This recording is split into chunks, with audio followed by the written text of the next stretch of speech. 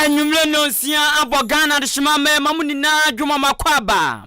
De Ahenkan 93.3 FM so. E braso sensema do esi o mamuni esi adwa. E de baba sum sanwume no sia akan kase. Ene akwakoye fiadanti eye funky Friday. Ye betie si ene gidie nsemu. De de nam bi ene se onumnyafo afanyo markings eye mrahye bdwani ma adehyewo efutu abeton peso aso o se awreho papa se mrahye bdwani be ko mrahye bdwofie na obewie na adwuma na afi ohia buburo ede ne sabatunukum Abusia samene o kasei National Union of Ghana Students ye twaniti awase nugjen woma kuchi nkrata di akopie mrahye bdwofie wo mu kyerem se wo mani abre na ni bre a ensoja Omanfo ne de tonfo wo achim osenase temu fra aban se wo mu adwa aban si osiama wo no wo magya to be fie miansani aban mewie ma wo mu ani ese wo mu susa ne nya wo mu nko o adwadifo wo mu wa achemache ase wo mu susuru deje wo mu tie mu wo mu sudwakro na wo mu si aban emepa hotoma ema wo mu ye betie si ene gidie nsemu na akwakoye omanfo beka ya mfie miansani na COVID-19 unity na enunti busumi weya mu ena yade bai ebenam soma yebekọ yenchi ni akwakohwe ensem awdo besisi ya na ni braba no na sade kroma ehye no utumitie ana hu bia na afi ode te wawre ho so yebekotie bi sade COVID-19 bai na etie na abusia ne womu twansi ni nyina womu agyae ensentwe adwuma ne womu do amhu rewre mu bie anam so ema opani ba ko eba enigidi nsem a enyum bosu wodi mu akutin ye pa bulldog wodi atudwa kire ne enti amasade no ekoso Christian love ana Christian awuni kafra oye Ghana sinitwani wadi sinitwa chiacha pa asema okanina se ono pa so de baba kwatena wale ase de ko bebe di anko abusian sam na dosu na mmom ne edi kan ya wasa wote no ani abubọ ni nyina so de ama wonti ya no wadi echi abefo ntentan kase ne so Facebook aya Ahenkan 93.3 FM wudu wa wo hwe nyina na wo like wo share ya mo fufuro so enya bia hwe wo wi a wadwenkyere ne na odi egu abresemu ya bekenkan ni nyina da ede ama wo YouTube live so ye demu ewo ho ene abusuan tenten abusuan kono abusuan mu ode fa ho kwakodom ekoba ni sa ye dwumedi a wodu ekoso ewo fidwemu nyina ne yenya hyase ana obon ka ye kon na nso akwa akohwe bie wo hwe nyina na wo kire wadwen afa adwenkyere kro na fafa emei so 0594 841044 0594841044 bresem ya bekinkan ni nyina da ede ama wana nwumre na sepiesie na se chencherenche enkoma Bimpoma Plaza Hotel ye twaniti awase B Plaza anafe Jubilee Hospital so boaso yasene usika famu afi adeshimama ensem ni nkyeremu ani nfiti ase eni good engineering you have the corruption and good pharmaceutical what wasum akenka fa wotienka eyeme kwaku anin kusi buadumene mame akia January afi yantinsin nsem mrahye bdwani ma de hyewo efutu abeto ampeso aso meche winiba ene ne peso aso no odi uduro na yafom so wode mesi bezizi kogwa mindi banku medimol kutu udi agro ye de fanti be brumu papa eho na udu a otiz bezizi banonom bogwal wosen iya okaka ne twuturu ho iya na apusa onyema ni ye eho na beti nsem bisa wo mumra hyebdwani orumnyafo afenyo markings ono na akomra hyebdwe adom kase no oye banodani abedi ekire openyini ede atudwa se ye mpempi ohuade bia ya na ye ne mobbo ya na ne ho adwiri no ena fi na nsuru gujampa ene se osi obi won ma wakomra hyebdwe pen nanso abato nti bozi ahwane to akunya ni ekotu biem ni ato atia no na akotena fi osi akotena fi na fi obra tai na chi se pa ocha mochi obeta na chi santi obi no be wono former MP pa na wo kire ne papa ubetumi hu na pa ne na wo popra ochense de otonfula ube hu no na se nanu hantwom ochense de Roberts Fortano ube hu no na se na tade bi ehye no na basa na enya bibia onumnyafo afenyo marking say kwanchan de fa ye diska na ye sabi krombe dan so a efrubotom na mraship jefie fo wo makom mraship jefie pen ya wo mu frim mraship jefie kwatena fia na wo mabrabo anwe na se sabi akwada akwadwefo a ompeni si twie no osenya wo mo a eye sika ho ye den ma wo mo na onim santotua na enkoyo senso den ye ontumi nkire ento panyini de waka sa asem wei apagya se awra wo papa na aniwu enu nti waka ho asem se nka be ye mpenifo ntwani enkwankoye sa asem a oken odi nsem woni na tudwa wa abra Ghana Institute for Management and Public Administration ye 20 tiafa na gempa wo mu di dwumasum bi no panyini tun safre na okogina simpie na paso a worimnyafo afenyo markets Alexander Kennedy ho deputy majority leader edin sewe na to se MP akomo ship je fie pen no aba betena fie na ohuabubro etete no ya na mpempi awreho. Lawmakers are not strictly speaking development agents. Many MPs, and I am of no exception, have had to dig so deep into their private pockets to provide public infrastructure to benefit underserved communities in their constituencies. In the process, many MPs have retired as paupers and have had to endure the pain and stress of paying for private loans they contracted during their time in office to provide for the needs of their constituents. This is not healthy. And permit me to emphasize this, that if you do your checklist from 1992 to date and you see the situation that former MPs find themselves, you regret and wonder why this perception of MP politicians being corrupt or that they amass wealth. You can have a survey on this to rebut this point I'm making, but you realize that many MPs are really suffering after leaving office, and sometimes they don't have means of paying for their own medical bills. Ena da no eni amuti yeyi eye banudani abedi ekire ema dom kase no Ghana mra hyebje fie osanso eye efutu abeton so aso wo mra hyebje ni orumnyafo afenyo makin na osato so ka biem se eye mpempi mra hyebje fie ensem bi on ma be won so to TV na ohwe na utirima yo dedede be hu asaso mo kansem bi aso ni abrama na uti TV ho ha no ani age Ghana yempenfo adwene ho Ghana yempenfo egbabro Ghana yeyesei de ye na wo mu yi de anya na wo mu yi no orumnyafo afanyoma akense eya dodo na asasabi sinitwafo a wo mu yi sini edodo na wo mu ya che camera keke na ababontia ma onzo ahwebi enti mpempi dodo na onum a obeye o TV so ana beti o radio so na de ekwaso mra hyebje fie no ose no aze de sini bi no wo mu yi keke ntia no nya asem hia bia dodo na nkasa eyihye tokrum. Sometimes a point that a member on the side would not want to make, would want to pass it on to the colleague on the other side to still make it on the floor. So perhaps you are on the government side and you think that this thing, if you say it, it may not be popular with your government, or you are with opposition. I had some good notes when I was in opposition, where colleagues in government will come to me and say, this one, we really have to get it done, but I can't say it. Why don't you say it? And I think the practice has not changed. Again, let me reveal some secrets. When you see MPs at each other's throats, don't be misled. Perhaps it may be for the optics. Eni amuti yeyi ayorimnyamfo afenyo marking Alexander Kennedy ho ono na ye banudani abedechema dom kase wo mrahye fie ena oye efutu abeton peso aso medze bra bezizi bokonzma na wo mrahye bjani ana motenene no Abusia yetoa ensem ne so na ekwa ba kwa ba na adisua ho sensem a wo mu fani agrofisa wo mu kro ya aye adisuafo Union of Ghana student ye Trinity awase na magu krata so a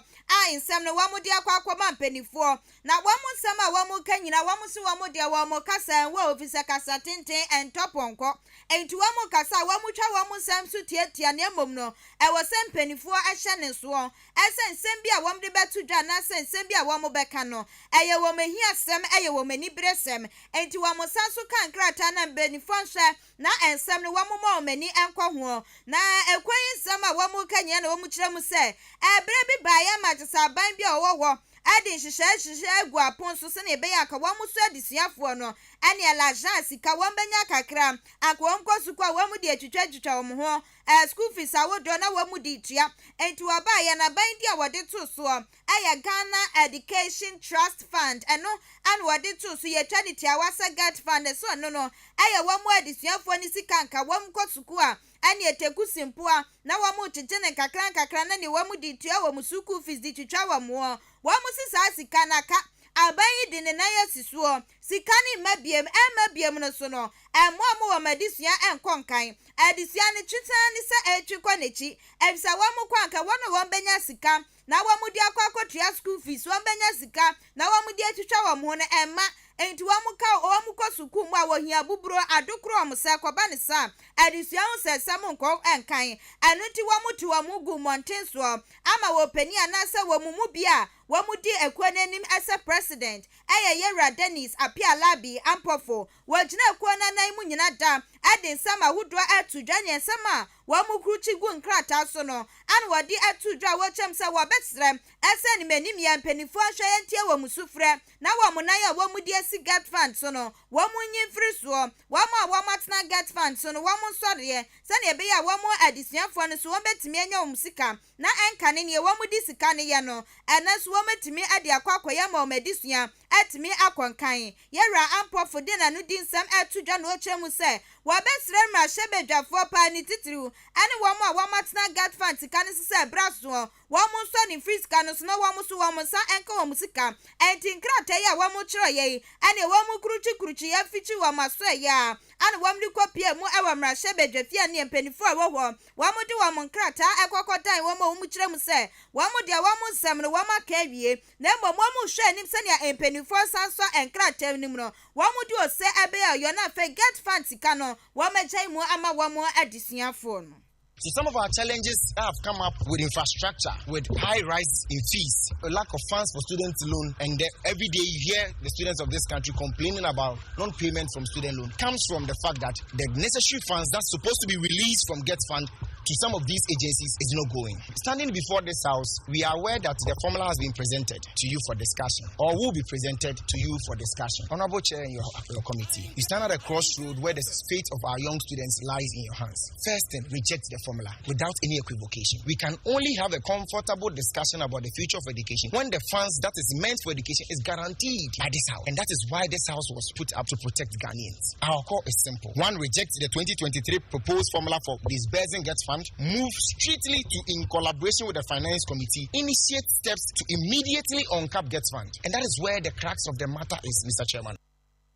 Abusia ani aya president our National Union of Ghana Students NUPS annual Yera Dennis apia labi ampofo na wamu kokopie mu awa mra hyebedwafie no opani ya wogina chiami awa mra hyebedwafie anaimu eje enkrata no mra hyebedwani ya wo fantwe akwa abato empeswa so wanukro ya asansu kopie mu adisua ho sensem anase abedwakwa ya pa wo mra hyebedwafie ase wo mu hwa adisua sem so a wo yetutenani awoda wo mano woni monyafo kwabna amakwa esiama wana chese wogina ya eje nkrata no na nensaka nkrata ni wie ye pe no wadi tudwa wo chemu se wo behye wo mobom na bosha wo hye wo mne nyesa bia wadidi ama na broso anya nyesa bia wakotena sena ne wadwindwin sem bi wu no obeka kire wo mo wo se we eye bosha wo hye wo mo na wo hye mno so wo behye se wo mudi wo se ebe yoyo wo se adisuafo ne ka makoma etu wo mo yem evisane ya wo mo nsa aka nkrata no wọ́n bẹ bọ̀ ọmọ mọ́dé sẹ́ wọ́n mú dín ṣiṣẹ́ yẹn ní tutù yà wọ́dù ọ́ ẹbẹ̀ gu àpọ̀n tuntun ní ẹbẹ̀ yà Get Fund nọ yàdì báyà sẹ́ yẹn fẹ́ bọ́ ọmọ ẹ̀dìsí ẹ̀ ń sẹ̀nsẹ̀m ẹ̀ ń kọ̀ kan ẹ̀ wọ̀ wọ́n yí mu ọ́ ẹ̀ǹtì wọ́n mú sún wọ́n mẹ́kọ́ yà bẹ̀dẹ̀kú à wọ́n mú ṣẹ́ ẹ̀hún mẹ́sí ọ́ sún wọ́n mìíràn ṣẹ́ bẹ̀dẹ̀ fìyẹ nọ wọ́n ní ní pẹ́ẹ́nìfọ́ àwòdù ọbẹ̀ bọ̀ ọmọ mọ̀dẹ́n ná Get Fund sìkà ni ẹ̀sẹ̀ ẹ̀fọ́ tẹ́sí ẹ̀dí yẹ wọ́n ọmọ yín mu nọ wọ́n má ṣẹ́ ẹ̀ ń sọ ẹ̀dẹ̀ ayẹ. Get Fund is the only dedicated fund that has been earmarked for the development of education in our country, capping it to the extent of giving it about 17.5% in recent acts. I think it's not the right thing. Education is expensive, very, very expensive, but if you try vices and ignorance of the youth, in later years it will cost you harmfully and more than if you had used the money to educate your youth. We will do everything possible within our means to make sure that Get Fund and earmarked fund like Get Fund is used for the education of our country. Abusiani ayamra shebejeni awa wafanti akwa not abatwa empeswa so wanukura ya na sanso ye otutuna ni ya kopia mu mrahye bedwekufi a abedwekwa ya pa wom sa wom hwende fedefe ehumesua mu enti wom na si wom sraso ese eye wom na si wom sraso e wom mrahye bedwefie anase kokotie ni a wochem se kwan bia to no bosha wom ahye no wom hwe na wom so adiso aboa ama adiso ansensem etimi akonkan ni din ani wonimonyafo kwabna amankwa esiama Adwadifo ewo achim osonase wo West Akim Municipality ewo poe mantem womo ade ato Ahenkan 93.3 FM anim esre aban se won besra aban pa be mfie miensa ne wom to no ma na mpenfo bi bai adan ya wom so mo ba besi edwa ama womo na abra wom ba no ma osu omuti ezanse sabia se de opade akokotoko no yendi na bro na odiofu dua panso sa nipa no ne yepia no enu nti adwadifo ewo achim osonase eje pine bomutrase koli ene wom chakutopomponi ye Taliban ho abomutrase sanso kura tontom mpenfo yi ebo woma baso se mayade o mayade etizazabi maami bia wakwakodi adanse opanjugos aso dem ni ebusanse de na oga che Nyankopon anade na woka hini hankeche fisa adwadifo wa chimosnase eyebi ebo mpenifo ya baso esanse wom so mu ba besi edwadata ama wom jepene ma dwumadie hyase na adwadifo se wom ka kire wom se wom de bosumi be yensia pe ene besi dwa no ama wom we nam so am ye tuom firi baabi a wom ti edigwa edom kogu sapeti bi so enom gu so rede saa woni se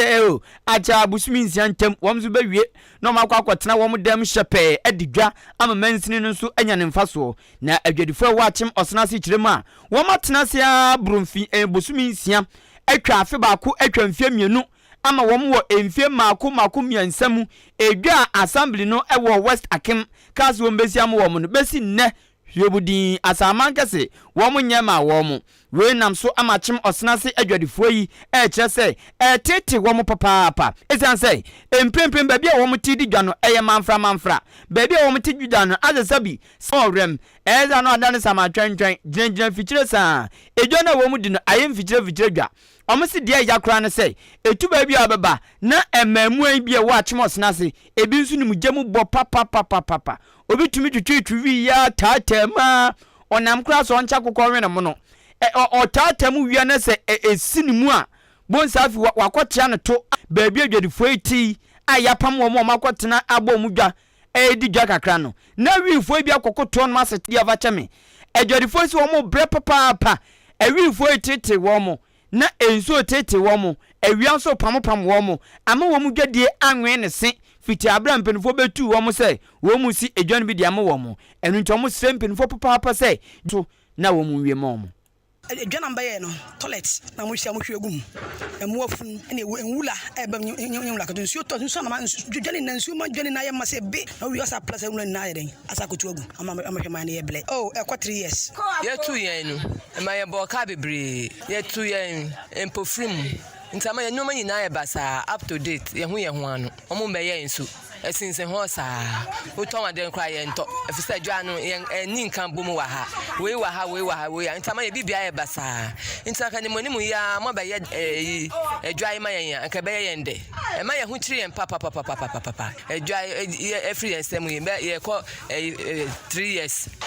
any 4 years ni ne ye chance ye chen say ye be ya man busumi nsia na ye wo mbesi ne e ma ye bibia ye basa ye ho ano te edwa no mo ndie ye srampen phone say mumra me ye dwane mayen na ye hu ntoye na ye bre osanse dwom ye bre ye tu ye free ha ye ko fie mika 14 million obi ama metaze se ne ye tu ye de ko fie ne ma se ye ko tugui ye ba ha nso ye be bobo ye enye kaketoa edwa ye nkoso hwe be na wotwena ha na obi ba ni gu ye pacha eno mesesa anwe gu so ye na ye do ha o ukofo ne ma ne ba kro hu ba bi odi be gu adwuma ne be koso ntie pa mo chew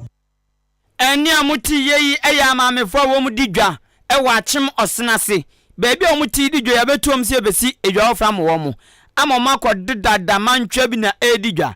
wom se busumi nsia atwam wom ne nambus ayimfie miensa busumi nsia na akɔmfie miensa nini na ati wom wie edwa no ama wom bre na wom de makosem ato Ahenkan fanim sa ban ne mra na ometo adwumadi ne suma wom na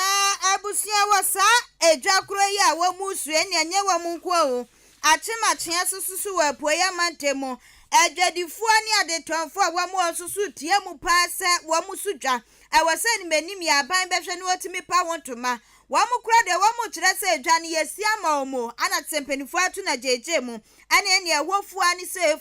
efu ana wa mu ejadifoɔ wa ma boaboa mo ano ne wa ma akɔdɔ na wa ma ba betena se ye hwɛ nim sɛ mpenifoɔ bɛpa wontoma ya akɔdi dwa wɔ bi ama wọ́n bẹ wá ní sẹ́ wá sẹ́fù ní wọ́n máa kọ́ àkọ́jọ́ èyí wọ́n mú di àdìdọ́ ní wọ́n mú egu sùọ́ na ẹnu na ẹ̀yẹ ẹ̀jẹ̀dìfọ́ ìkyerẹ́ mu sẹ́ wẹ́ẹ́ ni wọ́n mú sira ban ẹ̀sùn ẹ̀nìmọ̀ ẹ̀nìm yà wọ́n hwẹ́ na ẹ̀dwa a wẹ́si no wọ́n mẹ́pa wọn ntoma efisẹ́ wọ́n mú ẹ̀jẹ̀dìfọ́ no ní wọ́n mú ẹni biri sika paa ẹni tí wọ́n pẹ̀ sẹ́ wọ́n mú tìmí kọ́ na wọ́n mú kọ́tọ́ wàdeɛ ẹwọ ẹ̀dwa ni mu na wọ́n mú nsa so tìmí kọ́ ọ̀ma no ẹnu tí wọ́n bẹ́ sira ban ẹsẹ̀ abirẹ bi ẹ̀bá yẹ wọ́n mú tie mu frɛ na sẹ́ nkè wọ́n bẹ́ si foforɔ ọma wọ́n mu nyame ayɛ adom wɔ aba abɛsi awia no so wɔn ato na gyegye mu wɔsi nyade a ɛboa ɛpumtuo ɛnti wɔn bɛsɛ sɛ ne menim yɛ aban hwɛ na wɔn mɛpa ho ntoma ɛma wɔn mu na adwadifoɔ bi ne yɛma ne boni Kwabena Steven atwitwe nkɔmmɔ ɛberɛ a wɔn twitwe nkɔmmɔ nsɛm deɛ wɔn de bi ato dwa pa wɔn kyerɛm sɛ dwa no yɛsi awia sɛ ɛnɛ yɛ asabre yɛkase wɔn nkɔm kɔdi dwa a wɔn so wɔn ayɛ krado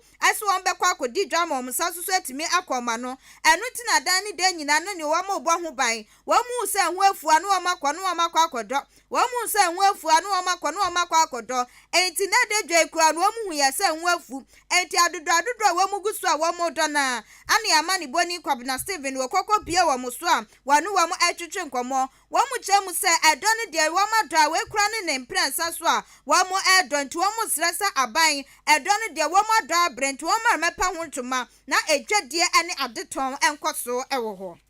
Yɛdwa na sɛfu yɛdwa yaba ha mprɛnsa sɛ wei a yɛde yɛsɛ mpanimfoɔ na wɔn mɛbue ma yɛ yɛnya baabi kure ni dwa lɔɔre kɔ aho nkɔ ani yɛkɔ ka kyerɛ wɔn sɛ wɔn mɛbue ma yɛ paa sɛ family man sɛ wɔbɛbi adwa no ma ɛgɛ na kyɛ ɛni ka sɛ baako fɛɛsi ama so afa bɛdɔ bio eti wei deɛ ɛsa mpanimfoɔ mo nye mo ho nhyɛ mu ayɛ na hafo eyi baabi yɛ ntan deɛ yɛbrɛ tí o sábà bɛ kaa deɛ ɛyɛ yɛ dɛ paa tí o so yɛ ni yɛ deɛ ni gye ɛdeda ha nyinaa yɛhyia mo mu a mo mu ayɛ yɛ dwa na ɛmra so aha wo yɛ ho kyerɛ yɛ dodo yɛ baabi yɛ mfa ɛdi paa ɛsan sɛ baabi yɛ kan deɛ na esi yɛ tu na yɛ nyɛ baabi yɛ mfa yɛsɛ yɛde yɛ tu aka yɛsɛ mɛtɛ sɛ yɛsɛ yɛ na yɛ bɛɛ yɛde akɔkɔka ne ahoprɛ. Abusianti adwadifoɔ bi ne adetonfoɔ bi a wɔn ɛwɔ akyem ase bro no edin ɛda soɔ ɛne a Greek area na wɔn so ɛkyerɛ wɔn adwen wɔn so wɔn adɔ a wɔn gu so a wɔn ɛdɔ na ɛno akyi ana ɛyɛ assembly member wɔwɔ ɛyɛ mpɛsɔ no so anasɛ pɔ wɔn potem wɔ wɔn nimonyamfoɔ kwesi kwakye so de tu dwa wɔkyɛm so assembly na gye atum wɔn ahyɛ ne bɔ ɛsɛ ɛnkyɛ market no wɔn bɛba bɛpa wɔn toma bia no na adwadifoɔ nso akɔtɔ wadeɛ na wɔn hyɛ ne bɔ na wɔn kyerɛ mu sɛ wɔn deɛ wɔn kɔ so a no wɔn ne n'adehyeɛ wɔn siesie wɔ sɛ britia wɔ bi mu wɔn bɛhwɛ na wɔn aba bɛpa wɔn toma ama adwadie ne adetɔn akɔ so. Market mu wie no akyɛ fa sɛ tumi no ɛwɔ MP former MP na ɔbɛyɛ market ya na ɔbɛtɔ sia mo na ɔbɛyɛ market ya ma na ɔno kɔ na kanaman so ɛba isi so ɔmo na tumi no kɛtɛ ɔmo azan ko bi market ne da so bla wo kumi tumi no kɛtɛ ɔmo bi market no ma na ina no yɛ ma wɔn ne yɛ ma no yɛ yɛ mu tumi ko fɔn yɛ ma wa na ɛmo kakra ni na last 1.5 years na ɔmo de bɛka kyerɛ no sɛ yɛbi siesie ha fɛ ma ɔmo ɔmo mmra na ametumi bie market no si ha ampa yɛama adwuma no sɛ deɛ yɛyɛ a dudu aha koro ha mmaa no nipa nyinaa fɛɛfɛ ɛhwɛ mpanimfoɔ anim a yɛhoɔ mo last 2 years na ɔmosan baa to nsa frɛ no sɛ ɔno abo tia deɛ aborɔ kuma kwam na ɔno deɛ ɔkɔ sɛ ɔmoba na ɔbɛbie market mene me dɔm mmra na ɛmɛdɔdɔ ha na ɛmaa no bɛsiesie ha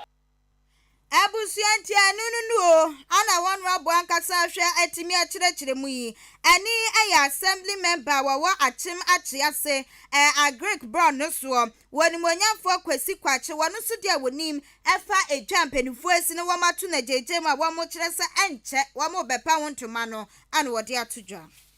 ɛyɛ anwumre no nsia Ahenkan Kasiebo ɛwɔ Ahenkan 93.3 FM ni ebibia gyinagyina so nti ana akrobetokra di atumi sɛ good engineering, we have the corruption and good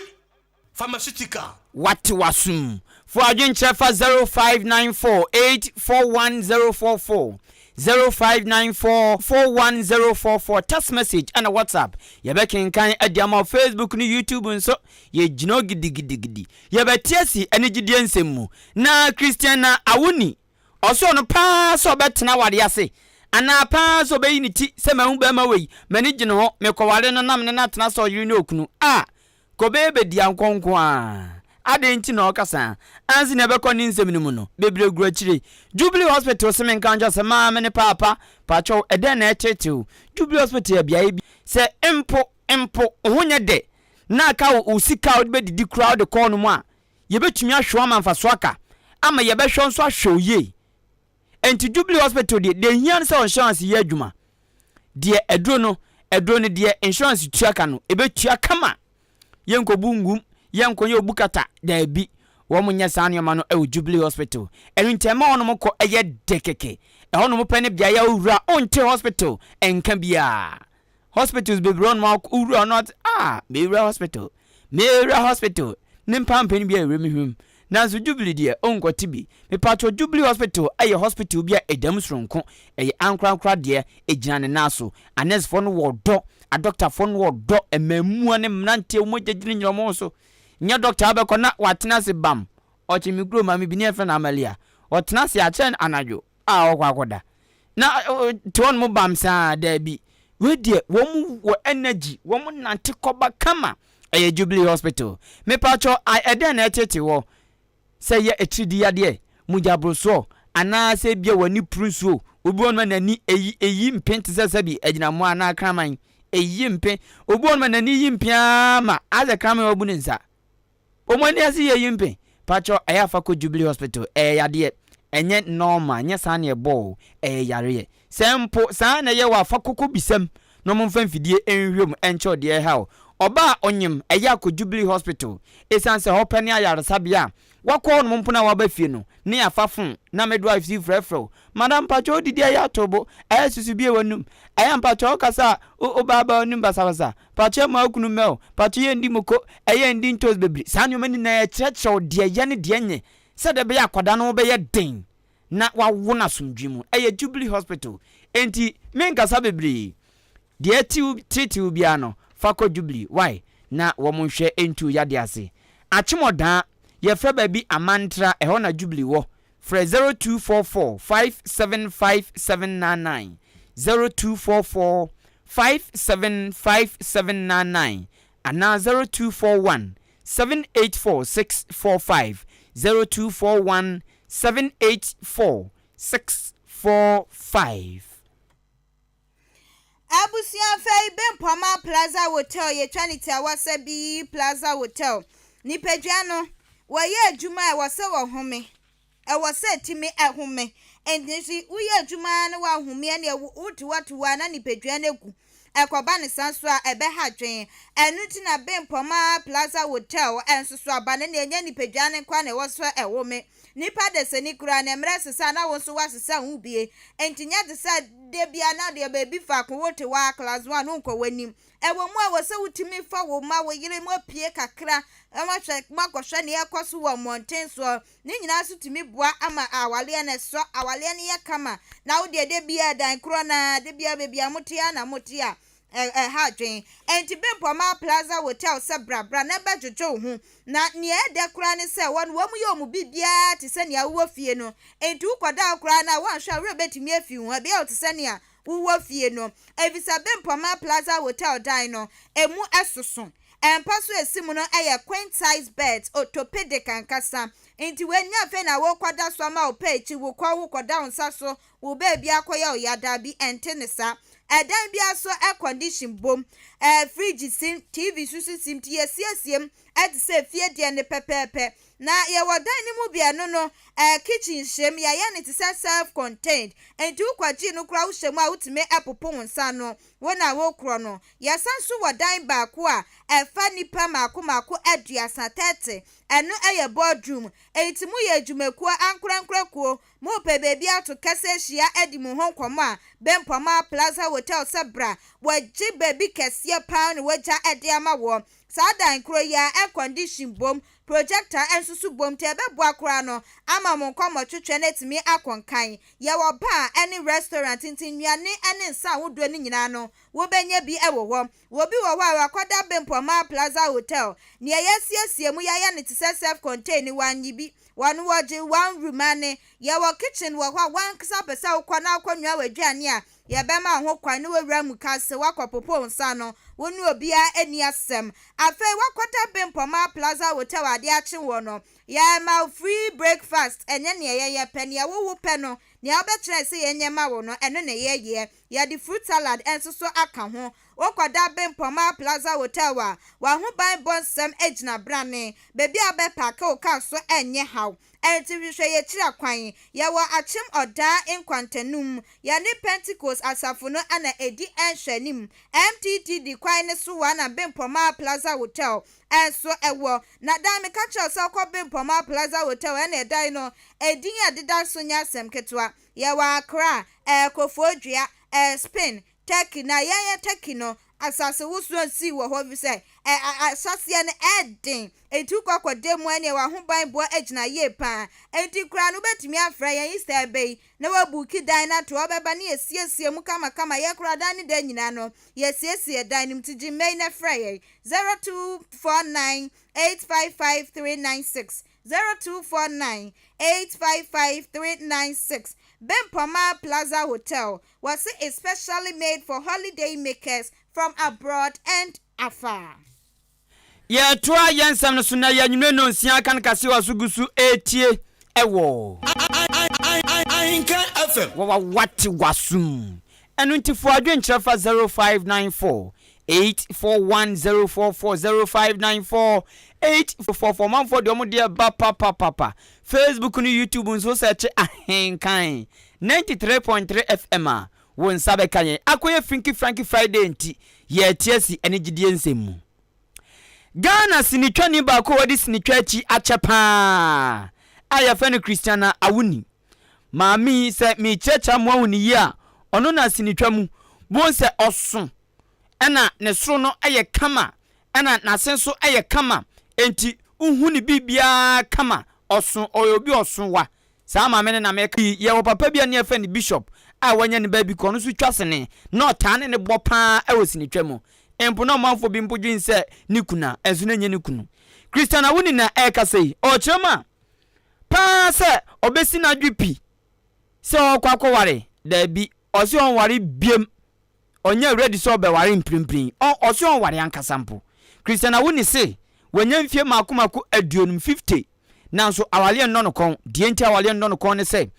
wawale mprenu na mprenu ni na digui okudware ko peso hu de osem na okwakodware ne fu okuta na peso hu de wom bibia opeso hu fa no ho enya no nko osia na wade na na baby kra na okuna fra onu amo no emo no so amase ahye enti se no ba ya de enioma no wansi entu pa se ho na mesi me nko fa asga na kasa bebre osepam no otwa no sabi empapa wo hwia nko kana enye kekre enu nti awade pa sa wale onye na adwen so ba be ware pa so de be ware de engo de be ye bedianko Christiana woni o Ghana sinitwa ne wodi sinitwa achi achepa ese ewom se onsi dan onye mfi adunum onsi dan nanso no enha no eno enna ada ne man ne ka se be ma wo dan wo japade nti obaware ne njosi yu osi da bi onsi dan nanso ne hoto no aware mu achechi ama sese mi hu be ma na aye me se oyo ba madam for no me no ye fine na wo se me pepe me ka to me block me hu na mane me nim sa so for be bomb ya ma me I don't know any me chi ma lock my mind we me see dan me nim ya me fi ya me bi but me pia me okay afa na wo he mo na be ana me no man go ana that be me worries kan time bi and no so no na adwuma no me ko just person de me na ka mu e kwata na ho e hwe de me ye yo na me kasa wi oda me sika mu se be da wo so eni amutiye ye Ghana sinitwa ne wadi sinitwa achi achepa Christiana wuni anabusia mote nensem no abusia ya toa ensam ne so na ye fiada enti eye Freaky Frankie Friday Kasiebo enigide nsem ana ye toa so yi na ye ba no eye dwuma itse na emitie ya mekasa ebo omo so a wo mo bonyum ni nyina no ye de ahye edin ba kwa senti ye friend bie ye wo fashion wo mo pamade wo mo ye treni ade no wo mo nyina hye media nim afesu ye wo mesu media journalism ti ana kenkan ni akoso nyina no eno susu ka ho bie afei kitchen wo mo nu aduane ene wo bi atu ni badi ni afrewom wo bi ye party ni afrewom wo mo susu ka ho bie ane ye wo mo so a wo mo twasini wo mo nyina ye hye media na si o na say intem no wo mai mu be hwa na wo mo twasini ni wo hwa wo so sini no mejai mi dwa bie mi kora journalism nim mesu me pese me ye nsɛmtwerɛni mesu me pese me ye presenter TV presenter radio presenter na so wama ba bewrem entu be so TV no be so na asumesi to so na kenka ne no otwa sini osesi an we free mo wa be se wa ye presenter ntine ne ya man program kama na oti ekire na wa kire se ne ya program na ekọ wo be hwa na obentin susu afrim no wa ba aya ma ne ye sini twafo bebre na afri sini twanim an wa mdu ho aba be journalism no ne fa kakra bi wa ma ba bewrem ewo ho enam so ma je se yesi ekokọ montin su bebre na sa ensemi nkyerɛkyerɛ mu ni nienti a ekọ ne sa no ana artist manager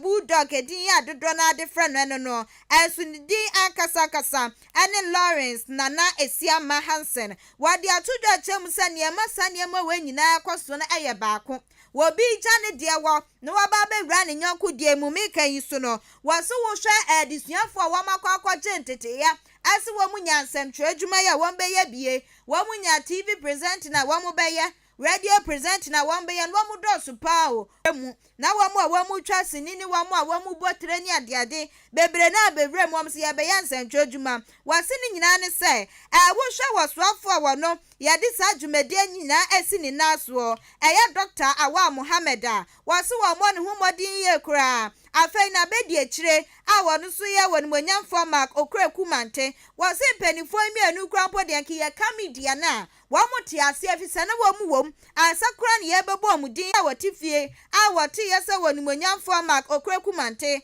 ya boni din se wo mehwe na aya tourism arts and culture ni sintimi nkoso no wase nani agi ye pepse wo susu se wo ba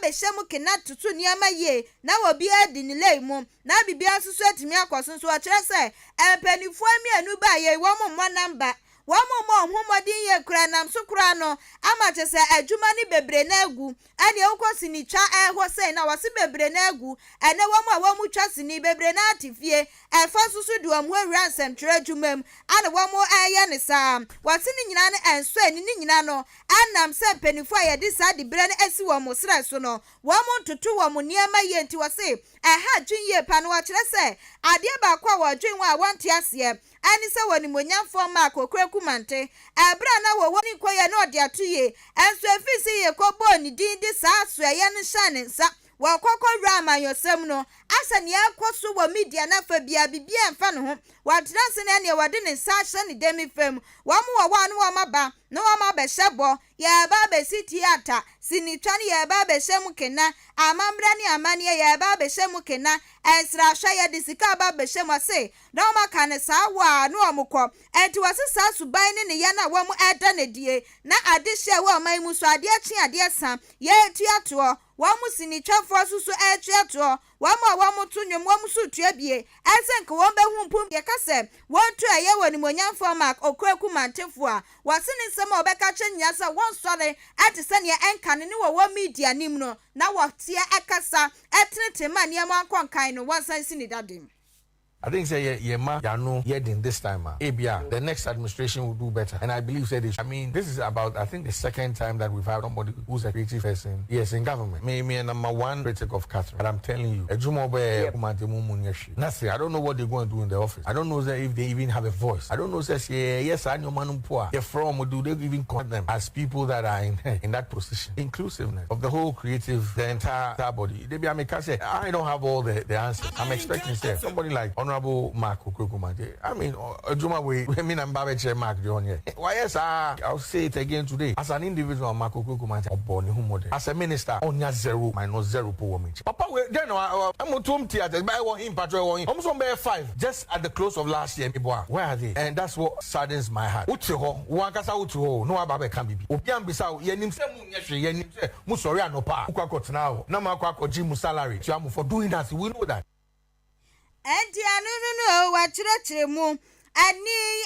Lawrence Nana Esiama Hansen Edia to na different and I see a nimno our industry nimo a boo god. Mekaipa COVID-19 so mo worry o ma moka. Unim say COVID-19 ba ye 3 years ni. Ghana ye first case March 2020. Yes. 13th March 2020. And I Ghana first 2 cases. Ghana Health Service and be confirming. Eti yenya ye 3 years ni. Na yenya 3 years ni mu kompon ko hechi. COVID-19 ba ya na gina mu pan. Ene oben sana wo tia.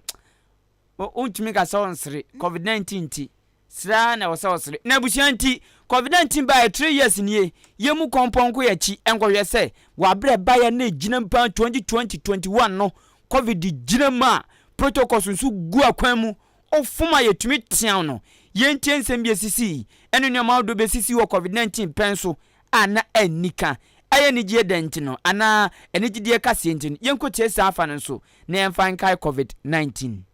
What is COVID-19? Well, the COVID-19 is some disease who come from some corner whereby we don't know. From where? In the corner. That we don't know. Viewers, forgive me that I'm laughing. It's something that we never expected, but it came expected. I watched Satnaza.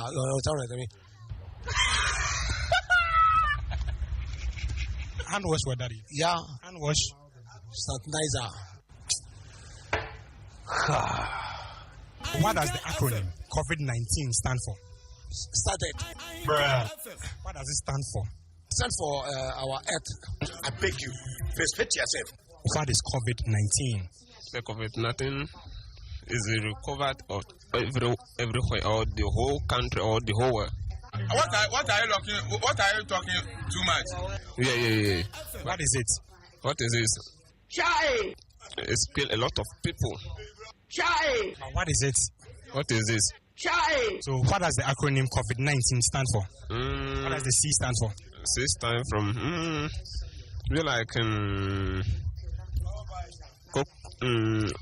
lizard or the animals. Enti we COVID-19 penso media bi ko bonten ko ye street quiz ko monten ko buso manfo en ba kromu digwe bi ko ba no bi se omo bi fa COVID-19 ho omo ti asesen si ni gina o maden ti ehun nsem bi no obi de hwe se dream na COVID-19 bre am nso yes lockdown ana yendi hihye su bebre na maame besem ogina kwan kanya mesem ena apolice for kwa na hihye de agu akwan mu se sabre no obi ani su maame no watu na adwum kra na yentie se de ona apolice for the yantam so wa bra mo ka kire ne se onni hihye no so enkume me se sayade no saya ura yesu de hihye ya na se me yo tire ne me nanti nyame akwa so pepepe na se sayade wonkume free ase but ejuma no ye wani die wo pani wonwo bia for respect mano fani die ma hwede wo besi ni pakona dai akasa because we pani mo sino wonko vasa bankum ni me kasa ba hatie ti COVID-19 bre mo kayon police force ondi nhye no so no wono wa yina na tu ba bi kra nti ono so fama me no territory na dwenche police force no ba ku bisu bae ababa yi wo ya wonu so kokos se na okosra ne boyfriend no se den a police force na ebisan se okohe oso okosra ne boyfriend ofi himfa na ekwa o cheche na ebisan se nti okwa obedi na he oso obedi 4 days by Ghana nsem bi ode by no China ni bi no Ghana COVID-19 bre no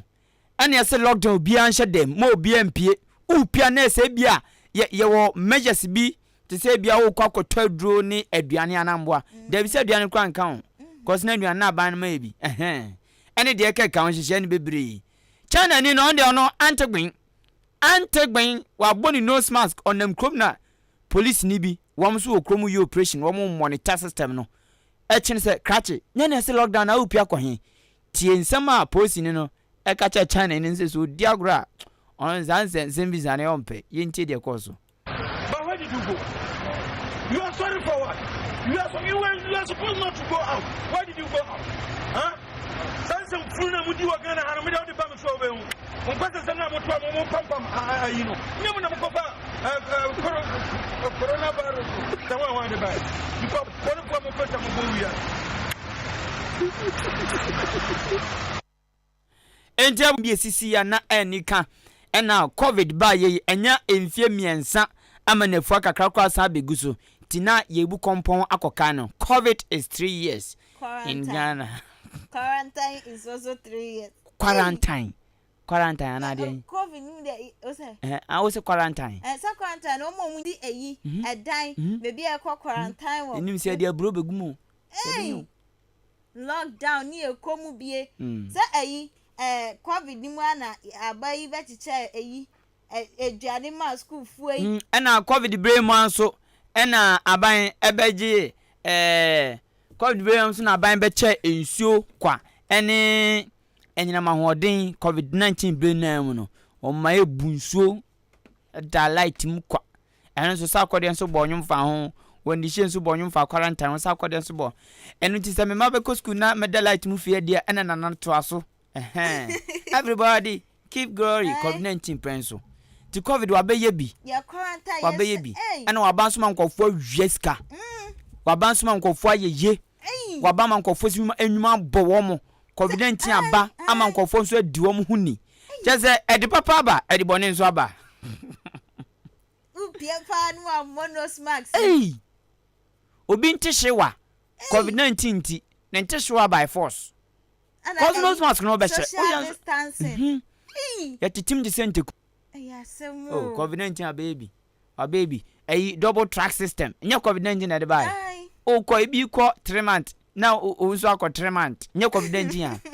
and good track ni green track nya COVID-19 na de buy was it there way COVID-19 o ka ba ku bi sesi a good track ni green track nya COVID-19 na de buy COVID a baby police ni wow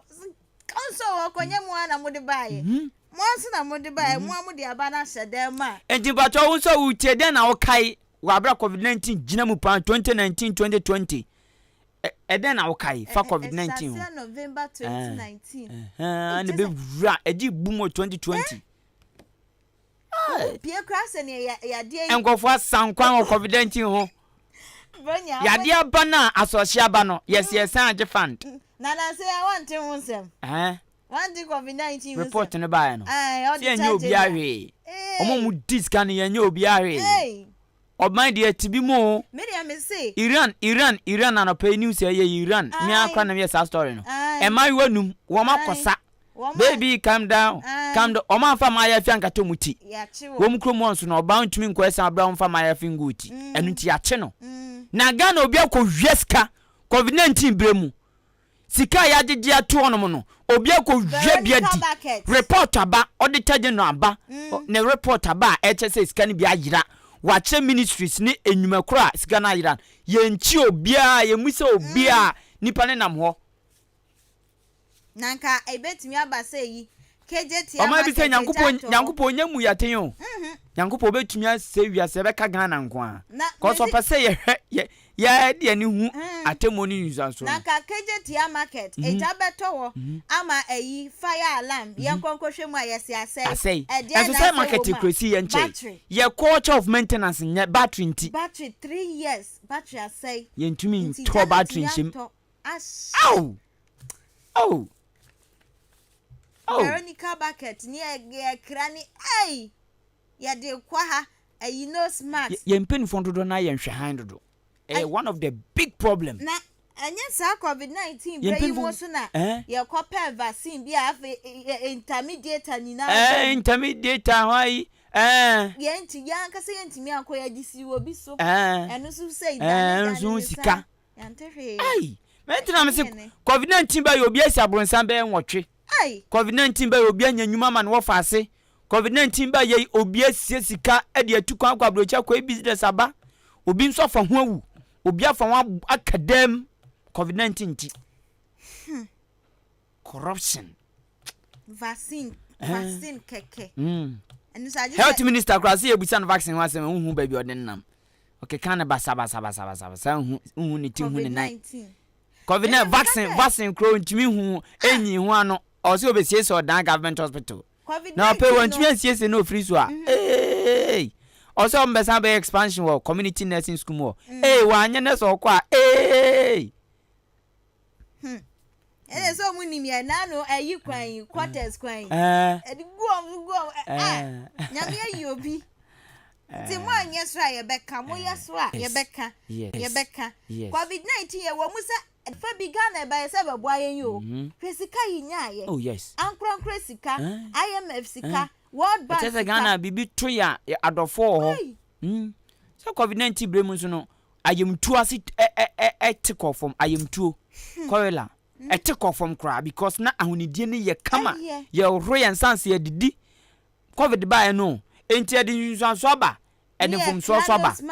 You see a Kranos Max, the Basanos Max, Korea, COVID-19 brain, a bit 20 cities. Aye, a bit put dear bro. Aye, and then I'm say 10 years. Meme Kaiser, and all the more be 10, 50 pesos cry on top. Meme Kaiser COVID-19 brain, me offer Koto, and you know Max 50 cities. Hey, COVID-19 50 cities. Toma, that's a form shame, black bee. Na obi tumi bonus mask ko tse de ogu kokoso COVID-19 ti na muson ka na wutu kwai na bonus mask e du akwenti bia na US na obi ukogbo wa crazy ube kunyan and you tika mu say na sana COVID-19 ba ya bogara shin na ha ngofo na ewi on skadi o de test general amani aba e chese ngofo wi ska still ye nyi obi ahwe na we ni na chi ya na mpese mo san ka se ye mu aban no onye se ye mu aban no nyoma bi se ni na na wo sa aban mu bua yentimfo no ya didiska obi awiadi report aba say se krono ni bi koso e den ye ya fa ye nya hwe but yes still over be catch to me fon say omo ne bu o man na yese wow be pene COVID-19 yan for man for adwentre to aso for a mami or ya very car bucket. Sana ni yampo mampeni bwana abaso. Omoja what? Okay, and also now smart Dr. Willie. Willie or wabu ye or ye more asne COVID-19 crying Ahenkan FM. Yes, I recognize you. Oh yes. Say yenti bremu. COVID-19 yanga. Yenti owura bi nso ye boan mo no so ye na adwuma kama ye bona abaso Willie. On non position ye risk BBBB tracker. BBB yeah. Oh yeah dear. Oh I COVID the Ahenkan FM ko. Kwani papa mu. Enti abusia mfa amanfo adwenkyere bi ento aso we di aba was greetings for chaya ye see you papa was watch ya Ahenkan FM adwumafo any management nyina ye so ye ji so na was on the enwumre nche akwa na wode ba ye was watch ya ne mame adwoa amankwa watch ya ne papa allo majwa ana ye dear friend or kokobin KKB na face ma mesewa wano susu wachia ni Jemfi Ajifi kokobin ana wade eba ye sanso ana oeso de aba waso wachia Ahenkan FM nya ye choso abna de pa edifi achim aboabo wasi wachia wonimonyafo Bismarck ejekum wasi incoming assembly member wada enkwanta wano so dia wade eba ye no Master Planner Junior aka Kentampo BMW osi wamai wandi efiti awiani mu an mpani mu abesi sabre Master Planner ne wensu ani nyina da ye nua be ma ye Christian atwatwa sam ne okase abusidie esa wo twetwadwa ponkukuru mu dachi bia no ye bekwa akohia to no so arechichesem an wodima abusua na dofo ne namfo ene wo mai Ghana enyina no wo cha wo mo se enchia piesie enkoma wonimonyamfo Jerry Ahmed osi CEO awada Coastal Development Authority so anoma me fa SMS no ensi ha. Okay, yen for man for adwenche bi nso ba nto aso enfemana no na akua moa boatin edifi Ablekuma Central. Osi aka Dr. Baumia is coming. Dr. Baumia Oreba ono so ne de odiaba na osi enu achi no wo tie ye papa wo tie na COVID-19 asem ne akobosi ya dia asem baba COVID-19 you yate akua moa boatin de no Bruce Brown osi good evening. Okay, ndi ankasa de diner o achim dan quarters. Diner ewo achim odan quarters. O say afi die quarters kwan no wo ma reshape no na enase ene ayeye ene ntonton koma assembly member for community 2 electoral area onumnyafo Kwame Jan oye incoming assembly member. O say na ase nkoma no pono ene di se adwumasun we o chia ne papa panyame nhira no. Ena o say ntia nkoma abenase Abase Anamase electoral area honorable Kwaku